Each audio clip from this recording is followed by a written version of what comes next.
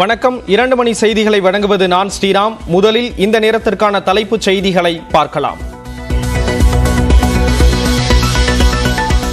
எதிர்க்கட்சி துணைத் தலைவர் இருக்கை விவகாரம் தொடர்பாக சபாநாயகரிடம் எதிர்க்கட்சி தலைவர் எடப்பாடி பழனிசாமி முறையீடு. முடிவை மறுபரிசீலனை செய்யுமாறு முதலமைச்சர் மு.க. ஸ்டாலினும் வேண்டுகோள். கிளாம்பாக்கத்தில் பெரிய பிரச்சனைகள் தீர்க்கப்பட்டதாக சட்டப்பேரவையில் முதலமைச்சர் மு.க. ஸ்டாலின் பேச்சு. எதிர்க்கட்சிகள் சுட்டிக்காட்டும் சிறு பிரச்சனைகளும் தீர்த்து வைக்கப்படும் என உறுதி.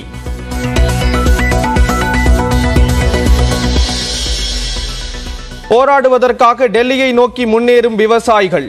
தடுப்புகளை தகர்த்ததால் கண்ணீர் புகை குண்டு வீசிய காவலர்கள்.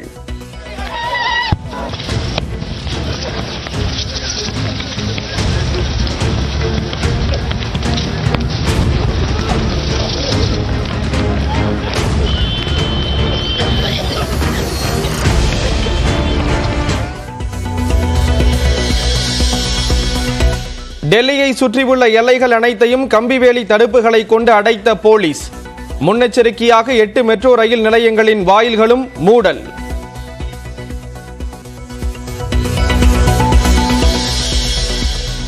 ஆளுநருக்கு எதிராக சட்டப்பேரவையில் அவை உரிமை மீறல் தீர்மானம் கொண்டுவர காங்கிரஸ் சார்பில் முறையீடு.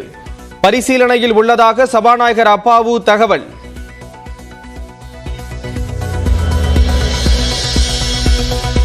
விஜயகாந்த் மறைவுக்கு இரங்கல் தெரிவித்து சட்டப்பேரவையில் தீர்மானம். முன்னாள் ஆளுநர் ஃபாத்திமா பீவிக்கும் இரங்கல்.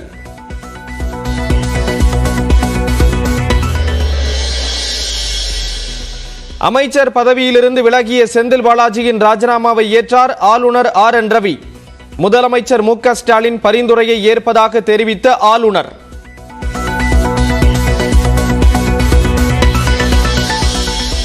இருநாள் பயணமாக ஐக்கிய அரபு அமீரகம் புறப்பட்டு சென்றார் பிரதமர் மோடி.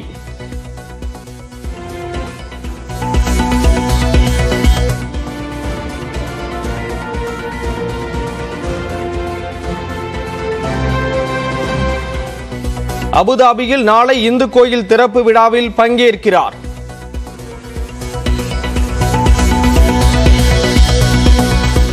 அரசு ஊழியர்கள் மற்றும் ஆசிரியர் சங்கங்களின் கூட்டமைப்பான ஜாக்டோ ஜியோவுடன் அமைச்சர் ஏவ வேலு பேச்சுவார்த்தை. முடிவு எட்டப்படாத நிலையில் மாலை வரை காத்திருக்க திட்டம்.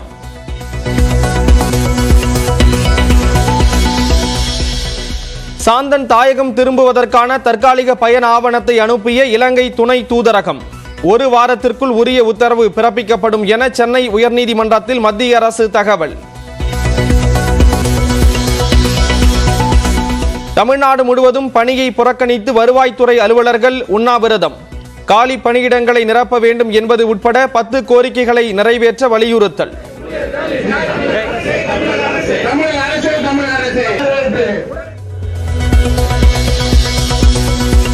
சஸ்பெண்ட் செய்ய பரிந்துரைக்கப்பட்ட பெரியார் பல்கலைக்கழக பதிவாளருக்கு மருத்துவ விடுப்பு அளித்ததற்கு எதிர்ப்பு. ஆட்சி பேரவை குழு கூட்டத்திலிருந்து வெளிநடப்பு செய்த அரசு கல்லூரி முதல்வர்கள், பேராசிரியர்கள் போராட்டம்.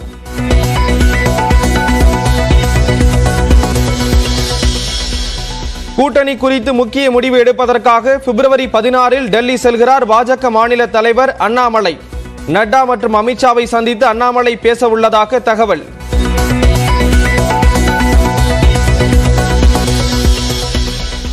திரைப்பட இயக்குனர் மணிகண்டன் வீட்டில் திருடிய தேசிய விருதுகளை திருப்பிக் கொடுத்த திருடன். உங்கள் உழைப்பு உங்களுக்கு என மன்னிப்பு கடிதம் எழுதி வைத்து சென்றார்.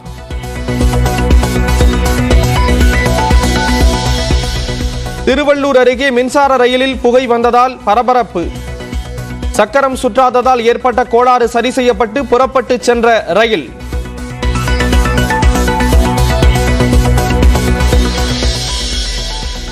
குறைந்த பட்ஜெட் திரைப்படங்களுக்கான டிக்கெட் கட்டணத்தை குறைக்க வேண்டும். திரையரங்க உரிமையாளர்களுக்கு தமிழ் திரைப்பட நடப்பு தயாரிப்பாளர்கள் சங்கம் கோரிக்கை.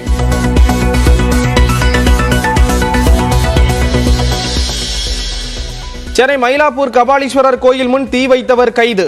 கொசுக்களை விரட்டவே தீ வைத்ததாக போலீசாரிடம் வாக்குமூலம்.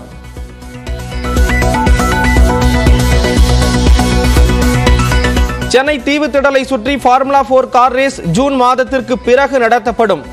சென்னை உயர்நீதிமன்றத்தில் தமிழ்நாடு அரசு தகவல்.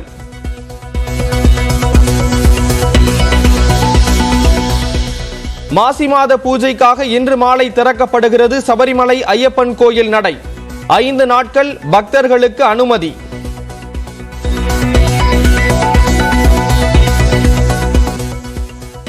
பஞ்சாப் ஹரியானா எல்லையில் போராட்டத்தில் ஈடுபட்ட விவசாயிகளை போலீசார் கண்ணீர் புகை குண்டுகளை வீசி விரட்டி அடித்ததால் பரபரப்பு ஏற்பட்டுள்ளது.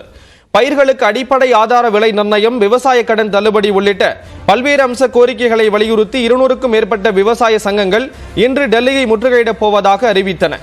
அதன்படி பஞ்சாபிலிருந்து புறப்பட்ட ஆயிரக்கணக்கான விவசாயிகள் ஹரியானா மாநிலத்தின் ஷம்பு எல்லையில் தடுத்து நிறுத்தப்பட்டனர். அப்போது கூட்டத்தை கலைக்க ட்ரோன்களை பயன்படுத்தி போலீசார் கண்ணீர் புகை குண்டுகளை வீசியதால் பதற்றம் நிலவியது.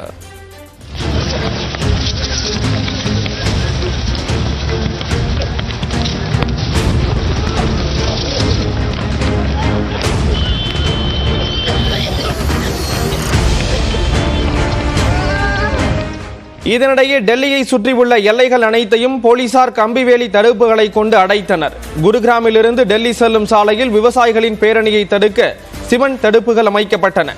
இதனால் அப்பகுதியில் கடுமையான போக்குவரத்து நெரிசல் ஏற்பட்டது.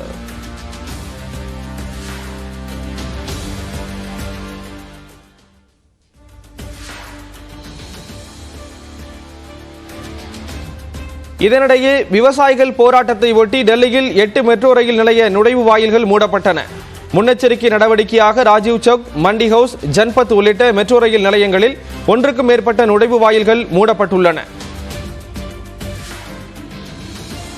இதனிடையே ஹரியானா மாநிலம் அம்பாலா நெடுஞ்சாலையில் 100கணக்கான டிராக்டர்களில் விவசாயிகள் டெல்லியை நோக்கி படையெடுத்தனர்.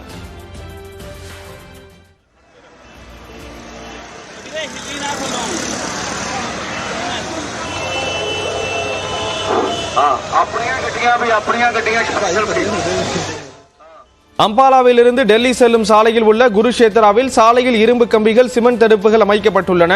விவசாயிகளின் பேரணியை தடுக்க துணை ராணுவ படையினர் தயார் நிலையில் உள்ளனர்.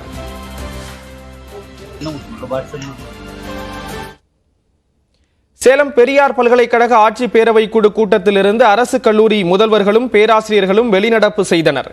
சேலம் பெரியார் பல்கலைக்கழக ஆட்சி பேரவை குழு கூட்டம் மற்றும் ஆட்சி மன்ற குழு உறுப்பினர் தேர்தலை இன்று நடத்த திட்டமிட்டிருந்தனர். அதன்படி துணைவேந்தர் ஜெகநாதன் தலைமையில் கூட்டம் நடைபெற்றது. இதில் பல்கலைக்கழக அனைத்து துறை தலைவர்கள், சட்டமன்ற உறுப்பினர்கள், அரசு மற்றும் அரசு உதவி பெறும் கல்லூரி முதல்வர்கள், தனியார் கல்லூரி முதல்வர்கள் மற்றும் தேர்ந்தெடுக்கப்பட்ட பிரதிநிதிகள் என 270 பேர் பங்கேற்க வேண்டிய நிலையில் 100க்கும் மேற்பட்டோர் மட்டுமே பங்கேற்றனர். அவர்கள் பல்கலைக்கழக நடவடிக்கைகள் குறித்து பல்வேறு கேள்விகளை எழுப்பினர்.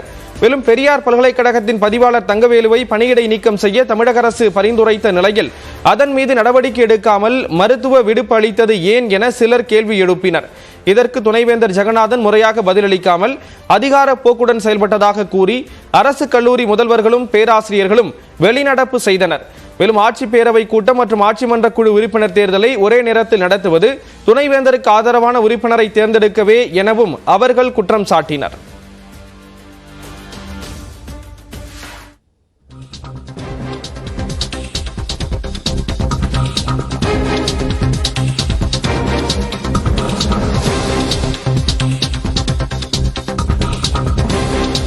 உரிமைகள் நீதிபதி தேர்வில் வெற்றி பெற்ற ஜவாது மலையைச் சேர்ந்த ஸ்ரீபதிக்கு முதலமைச்சர் வாழ்த்து தெரிவித்திருக்கிறார். பழங்குடியின பெண் நீதிபதிக்கு முதலமைச்சர் வாழ்த்தியிருக்கிறார். 23 வயதில் உரிமைகள் நீதிபதி தேர்வில் வெற்றி பெற்றிருக்கிறார் ஸ்ரீபதி. அவருக்கு முதலமைச்சர் மு.க.ஸ்டாலின் வாழ்த்து தெரிவித்திருக்கிறார். சமூக நீதி என்ற சொல்லை உச்சரிக்க கூட மனமில்லாதவர்களுக்கு ஸ்ரீபதியின் வெற்றிதான் தமிழ்நாடு தரும் பதில் என்றும் அந்த அறிக்கையில் அவர் குறிப்பிட்டிருக்கிறார். உரிமைகள் நீதிபதி தேர்வில் வெற்றி பெற்ற ஜவாது மலையைச் சேர்ந்தவர் ஸ்ரீபதி. இது முதல் நபராக பார்க்கப்படுகிறார். பழங்குடியின பெண் நீதிபதியாக தேர்வாக இருக்கக்கூடிய முதல் நபராக பார்க்கப்படக்கூடிய நிலையில் பல்வேறு தரப்பைச் சேர்ந்தவர்களும் அவருக்கு தொடர்ந்து வாழ்த்துக்களை தெரிவித்து வருகிறார்கள். 23 வயதில் அவர் இந்த தேர்வில் வெற்றி அடைந்திருக்கிறார். இந்த நிலையில் முதலமைச்சர் மு.க.ஸ்டாலினும் அவருக்கு தன்னுடைய வாழ்த்துக்களை பதிவு செய்திருக்கிறார்.